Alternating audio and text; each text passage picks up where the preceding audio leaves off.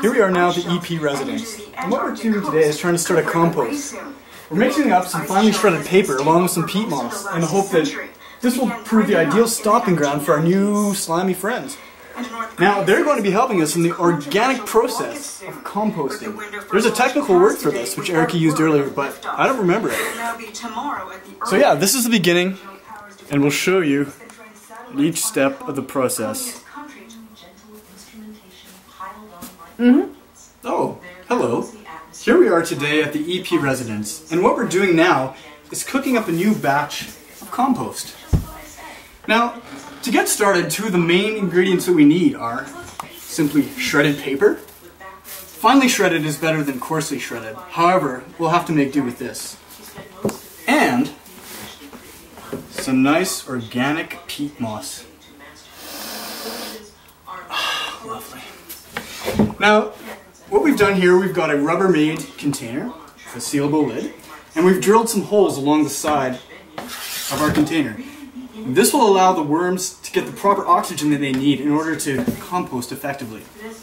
Now, I'll keep mixing this up until we've got a good solid mixture going on here. And the important thing that you want to remember is to have enough water to keep it moist, but not so much that you're going to drown out your worms. Basically, you don't want any sitting water anywhere in the bottom of your container.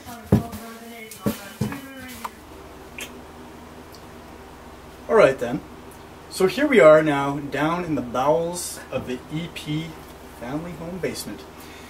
And we're looking at the original compost, and it's from this compost that we're going to be drawing our worms from.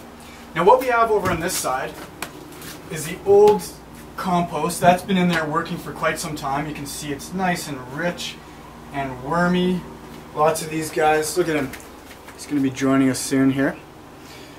So yeah, we have our old compost, and then over on this side here, we have our fresh dirt, our fresh food, and our freshly shredded paper. And what this is allowing to do is have some of our worms come over from the old compost, migrating over to the new food. And what we'll do now is remove some of these worms, and be very gentle. We don't want to get them too stressed out. After all, they're going to be our, oh, look at that, they're going to be our partners in crime here pretty soon. Scoop them up in there.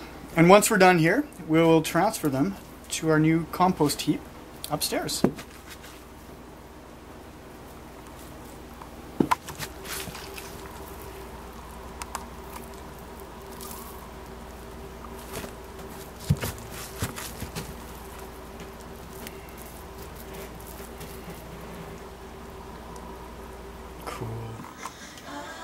So what we're doing now, we're going to put our initial bit of organic compost waste into our compost bin. And what you want to do ideally is let this settle for 3-4 days, up to even a week. This allows the bacteria to build up and allows it to be a little bit more easily digested by the worms. So what we'll do, we'll pick a corner, and each week that we feed the worms, we'll kind of do a rotation from corner to corner. Now I'm going to start with this corner for no particular reason other than it's closest to me and the easiest. We'll get our food down in there. Done now, we've sort of dug in our organic mix a little bit. You can see it there, it's kind of worked in a little bit with our shredded paper and peat moss.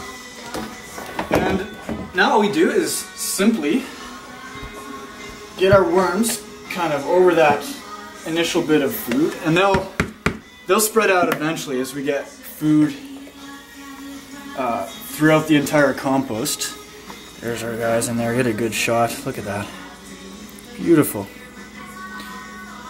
So, I want to mix them in a little bit with some of the other shredded paper and peat. And there you have it. We should be good to go with our vermin-eating compost that we put together here today.